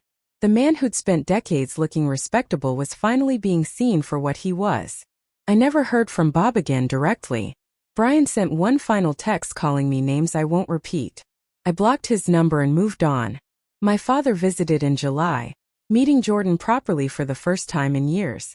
They bonded over cameras and Colorado hiking trails, and the family history my father could finally talk about without bitterness. On a warm August evening, Jordan and I drove out to Zilker Park, the place where I'd met Catherine that first time, where so much of this had started coming together. We walked down to Barton Springs, the natural pool fed by underground springs, the water cold and clear. Kids splashed in the shallow end while adults floated on their backs staring at the sky. We found a spot on the grassy hill overlooking the water and Jordan pulled out his camera, taking shots of the light filtering through the cypress trees. "Mom," he said after a while, not looking up from his viewfinder. "Yeah, I'm proud of you." I looked at my son, 15 now and growing into someone confident and kind, someone who documented truth and stood up for what mattered. The words stuck in my throat for a second. "I'm proud of us," I said finally. "We did this together." He smiled and went back to his photos. I lay back on the grass, staring up at the sky turning gold and pink with sunset. The fight had cost something. Had burned away whatever remained of my relationship with my mother's memory, with Brian, with the fantasy of a united family. But it had also freed something. Had proven that standing up for yourself wasn't selfish. That wanting fairness wasn't asking too much. That some bridges needed to burn so you could stop trying to cross them. Later, back at the apartment, I found Jordan working on something on his laptop. He turned the screen to show me. It was a photo essay he'd been building throughout the trial and after. Images of me at the kitchen table with documents. The courthouse. Our old apartment and our new one. Catherine. Nicole. My father. And at the center, a photo I hadn't known he'd taken. Me on the balcony of our new place, coffee in hand, looking out at the city with an expression that could only be described as peaceful. He'd titled the project What Family Really Means. Below the photos, he'd written a short essay. Family isn't about blood or obligation or staying quiet when you're hurt. Family is the people who show up, who believe you, who stand beside you when standing up costs something. Family is choosing each other every day not because you have to, but because you want to. My mom taught me that. Not with words but by refusing to accept less than we deserved. By fighting for truth even when it was hard. By showing me that love without respect isn't really love at all. I read it twice, tears blurring the words. Jordan watched me nervously. "Is it okay? I used some of our story." "It's perfect," I said. "You should submit it to your school's literary magazine." He grinned and saved the file. Later, lying in bed in my new room that didn't smell like mildew, I thought about the breadstick that had started everything. Such a small thing, such a casual cruelty, but it had been the final straw that broke through decades of conditioning to stay quiet and be grateful. I thought about my mother, who I'd never really known, who'd chosen security over integrity and convinced herself it was wisdom, who died without us reconciling because she'd cut me out so completely I hadn't even known she was gone. I felt sad about that but not guilty. I tried. I'd extended olive branches and swallowed hurt and kept showing up long past the point where it was healthy. Her choices had been hers to make. Mine had been mine. And I'd finally chosen myself. My phone buzzed with a text from my father. Saw the photo essay Jordan posted. "That kid's going to change the world. He gets it from his mom." I smiled and typed back. "He gets it from both sides. Good genes and stubborn determination." The response came quickly. "The Pierce family legacy. Better than money in the bank." I set the phone down and closed my eyes, letting sleep come easily for the first time in months. In the morning, Jordan and I would go to the farmer's market. We'd buy fresh bread, the good kind, and vegetables we didn't have to check the price on. We'd come home and cook together, music playing, the windows open to let in the breeze. We'd live our small, hard-won life. And it would be enough. More than enough. It would be everything. The autumn air in Austin carried that particular quality of change, the kind that made you believe new beginnings were possible even after the hardest endings. I stood in the gallery space on East 6th Street, watching people file in for Jordan's first solo photography exhibition. At 16, my son had already developed a voice that critics were calling haunting and authentic, A perspective that captured truth in ways that made viewers uncomfortable in the best possible way. The exhibition was titled Inheritance, and every photograph told a story about what gets passed down through families. Not just money or property, but patterns in pain and the courage it takes to break cycles that have run for generations. Nicole arrived first, as she always did, carrying flowers and wearing a dress that meant she'd come straight from a wedding she'd been attending. She hugged me tight and whispered that she was proud, not just of Jordan but of me for getting us here. My father flew in from Colorado with his wife Susan, a kind woman who'd embraced the messy reality of blended families without trying to rewrite history. They stood near the entrance, my father's eyes bright with tears. He didn't bother hiding as he looked at his grandson's work displayed on clean white walls under perfect lighting. Catherine came with her partner, a woman who worked in nonprofit law, and had helped connect us with other families Bob had victimized over the years. There were 7 cases now, all moving through the courts, all using our case as precedent. Bob's empire was crumbling one lawsuit at a time, his name becoming synonymous with the kind of predatory business practices that destroyed families while hiding behind respectability. The centerpiece of Jordan's exhibition was a triptych he'd titled the Breadbasket series. 3 large photographs, each one capturing a different moment from that dinner at the Riverside Grill 2 years ago. In the first image, the breadstick sat alone on a plate, isolated and inadequate, the blurred shapes of elaborate meals visible in the background. The second showed my face in profile, the exact moment something had shifted inside me, the determination and fury and clarity all visible in the set of my jaw and the light in my eyes. The third was Jordan's own hand reaching for the breadstick, and somehow in the composition you could feel both the humiliation of that moment and the defiance that would follow. A local art critic stood in front of the triptych for nearly 20 minutes, taking notes. When she finally moved on, she sought me out among the crowd. "Your son has an extraordinary gift for capturing the weight of small moments," she said. "These photographs feel like the beginning of something that changed everything." "They were," I said simply. Marcus arrived with his husband, both of them dressed in sharp suits that made them look like they'd stepped out of a legal drama. Marcus had become more than just our lawyer over the past 2 years. He'd become a friend, someone who checked in regularly and celebrated our wins and commiserated over the losses. The gallery filled steadily as the evening progressed.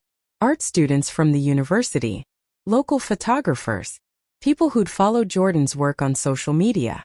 The exhibition ran for 6 weeks and received coverage in local papers and art blogs. Jordan was interviewed multiple times, always thoughtful and articulate, always crediting the people who'd supported him. Me and Nicole and his grandfather and the community that had shown up when it mattered. Universities started reaching out about scholarship opportunities. A gallery in Santa Fe wanted to feature his work in a group show. My son's talent was opening doors I'd never been able to open for him, and watching it happen felt like validation of every hard choice I'd made. One Saturday afternoon near the end of the exhibition's run, Jordan and I sat on our balcony, watching the sunset paint the Austin skyline in shades of orange and purple. "You know what's weird?" he said, his camera resting in his lap. "What?" "I used to think that dinner ruined everything. But actually it fixed everything. Just had to break first." I looked at my son, wise beyond his years, and nodded. Sometimes the only way through is to stop pretending things aren't broken. He smiled and raised his camera, capturing the moment, documenting our truth the way he always did. That evening, Jordan handed me his laptop. "I made something for you." On the screen was a digital photo album he'd compiled. Pictures of our life over the past 2 years. The new apartment. Saturday morning farmers markets. Nicole bringing takeout after long days. My father teaching Jordan to fish during his visit.